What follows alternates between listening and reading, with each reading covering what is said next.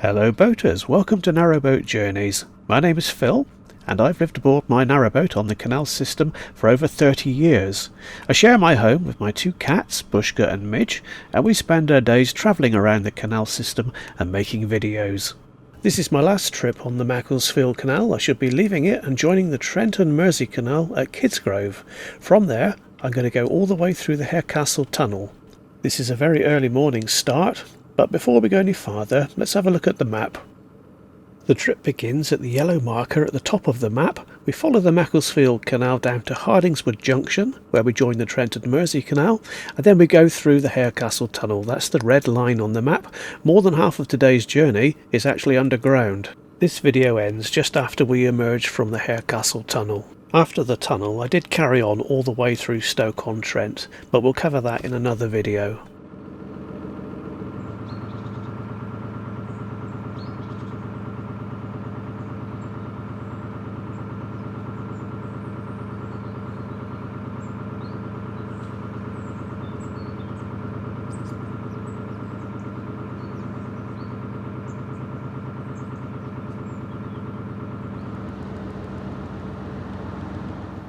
We now cross two aqueducts. This first one, the Red Bull Aqueduct, crosses a busy main road. And then the second one, which we're coming to just after these boats, is Pool Aqueduct, which goes over the Trent and Mersey Canal.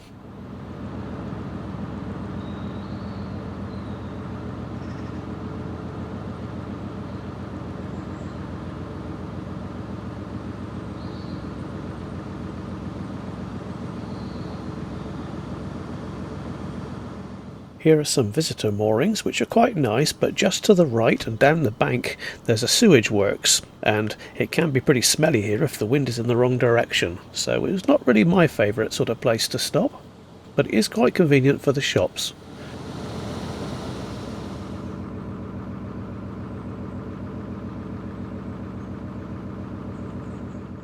This is the second aqueduct, and as that sign says, there's a very sharp bend just on the other side of it.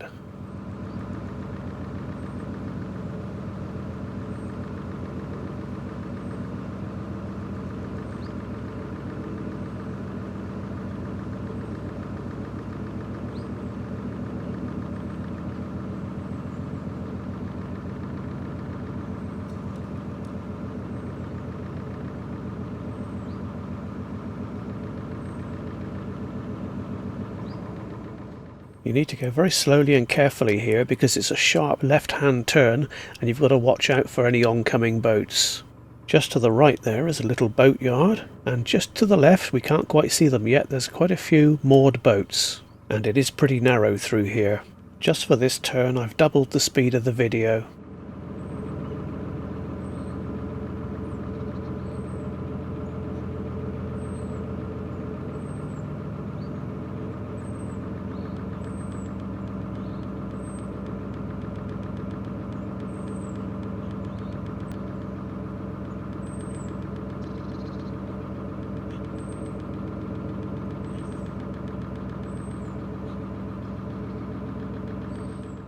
Now I'm not sure if there's room for two boats to pass these moored boats, so be very careful.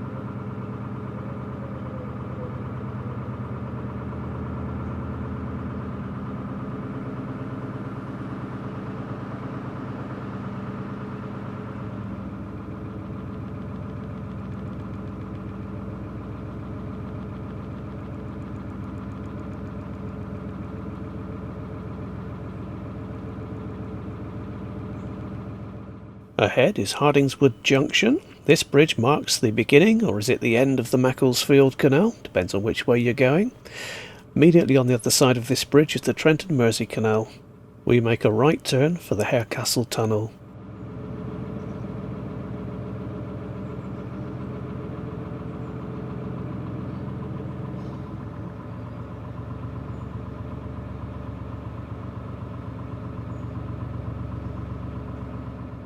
Directly in front of us is the brand new little supermarket which I mentioned in a previous video. I'm going to show you this turn in double speed as well, just to keep things flowing nicely.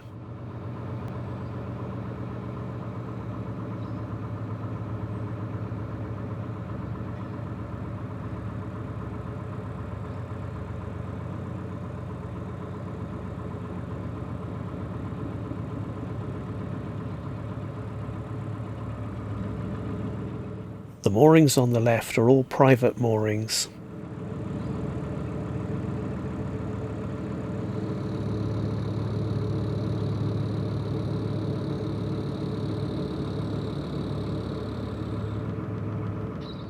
I wonder if we'll see a train.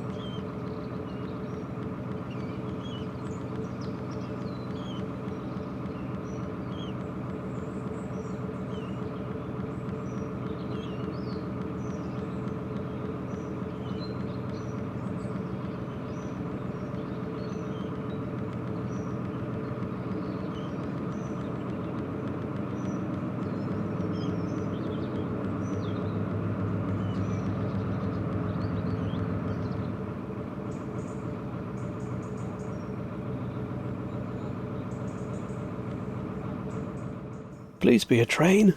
Please be a train. Please be a train.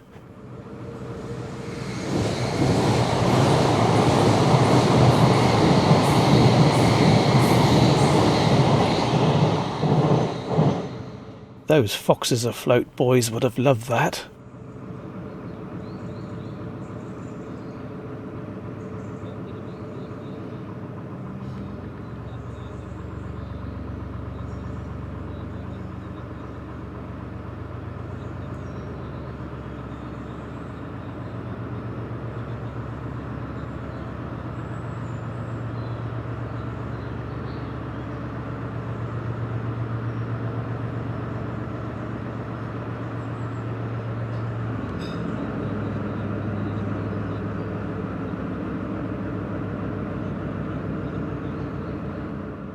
And here we are. The Harecastle Tunnel is up ahead there. You can just see the arch. And to moor up the queue for it, we go over to the left-hand side. There are already 2 boats waiting to go through here, so I will be the third in line. I don't know yet how long we're going to have to wait. Could be quite a while.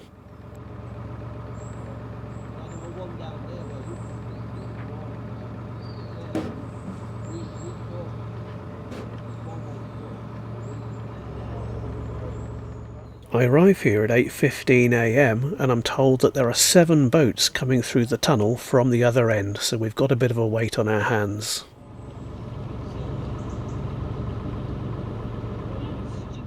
We had to wait more than an hour, but eventually those 7 boats made their way out of the tunnel and we were free to go in. Whilst we were waiting, the CRT man came along and checked that we all had working horns and headlights and told us of the safety procedures should we break down in the tunnel.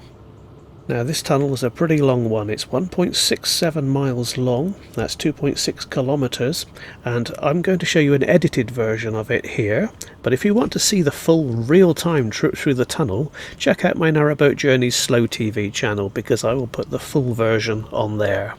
There's a lot of iron in the ground around here, that's why the canal water is that sort of rusty red-brown colour. When you go through a tunnel, particularly this one, you want to wear warm, waterproof clothing because it's very cold in there and always really quite wet. Also carry a torch with you. This tunnel's not wide enough to pass an oncoming boat, so they send several boats through in one direction, and then when they're all through, they'll send boats from the other way. The most noticeable thing about this tunnel, though, is the lack of headroom. It looks quite nice and high as you go in, but notice there that black and white hanging curve. Your boat needs to fit under there very cleanly because the tunnel, as you go through it, it gets lower and lower.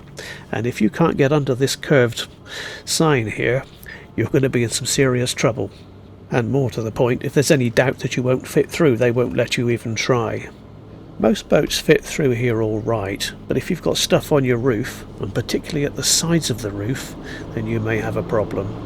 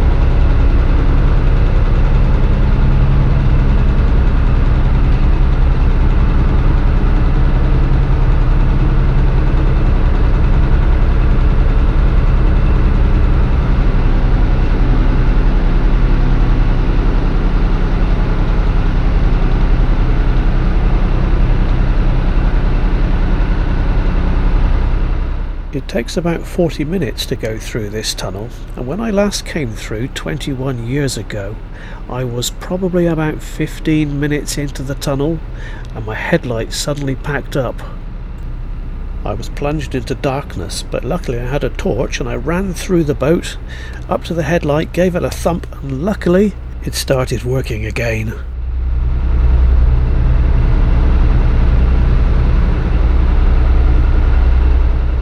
Apart from the lowering ceiling, there are things sticking out from the side of the tunnel in places. You've got to watch out for them. There's several of those.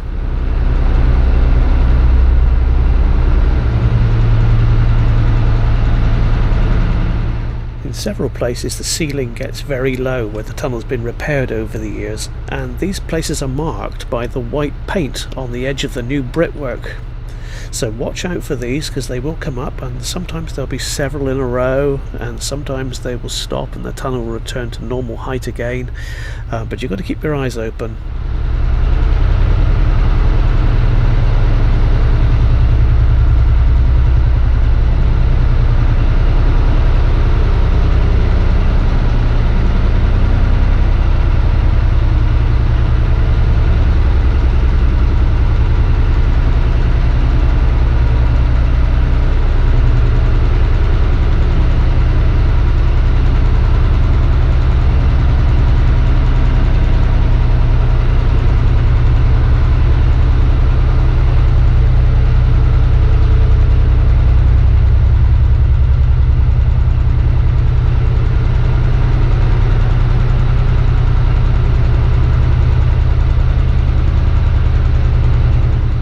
And here's another one.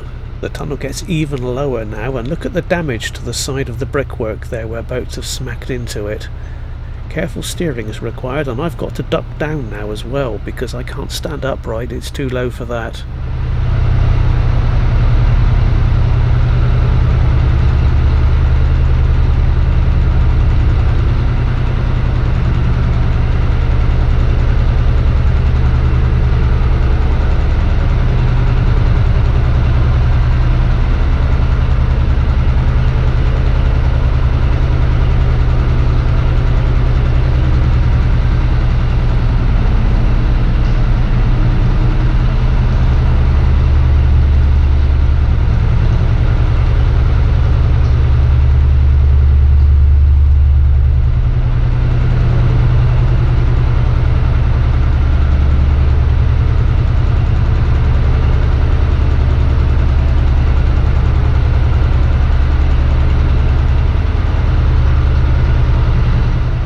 The end of the tunnel's still a very long way off, but you can't see it anyway because at the southern end of the tunnel there's a big steel door which they close when there's boats in the tunnel, and then they turn on big extractor fans to try and get rid of some of the engine smoke.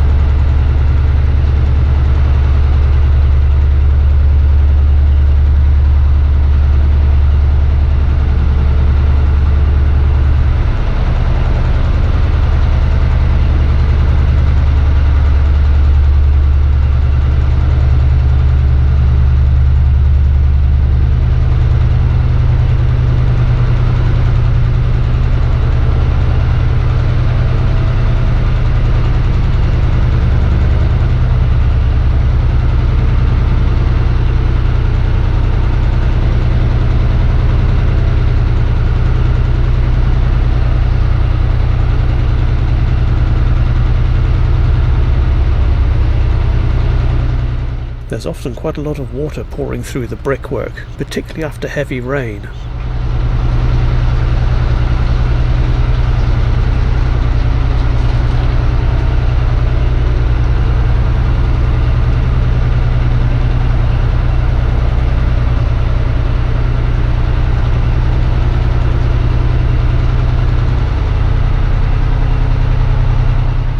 That's the end of the tunnel up there.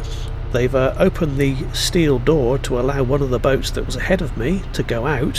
When he's through, they'll close the door again and start the fans up. The end of the tunnel is still quite a long way away though.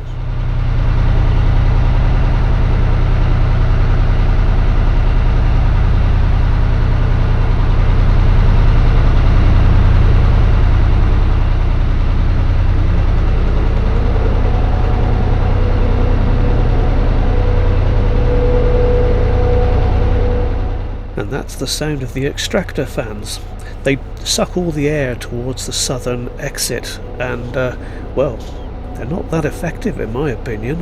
It was pretty smoky down this end.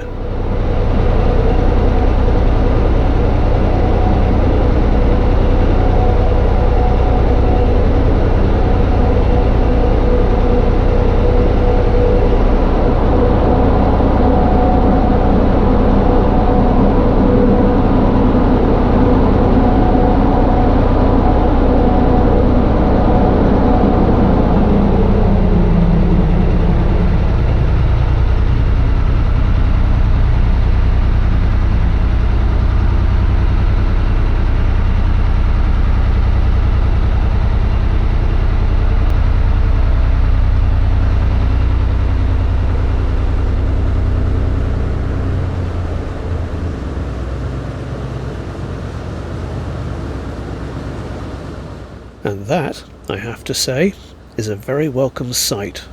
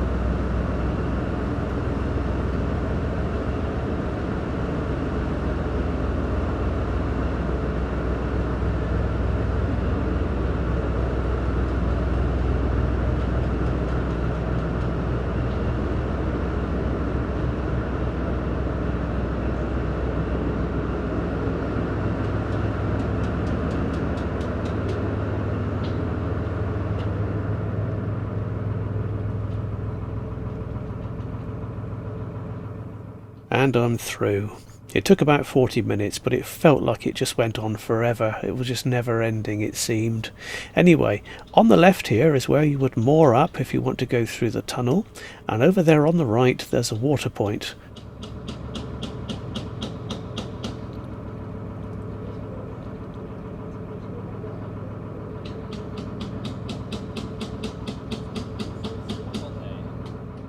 The hammering that you can hear is coming from this red boat on the left. Unfortunately, their chimney is too high and they're trying to remove it so they can go through the tunnel.